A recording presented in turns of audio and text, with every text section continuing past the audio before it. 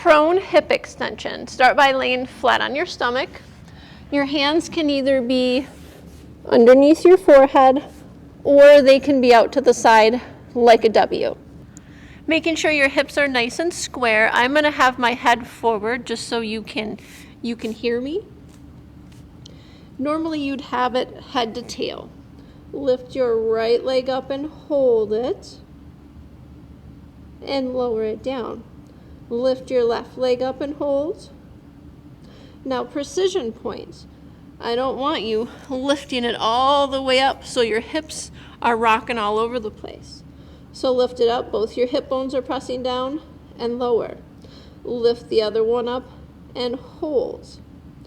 You can also have your feet flexed or pointed depending on how your knee is feeling today.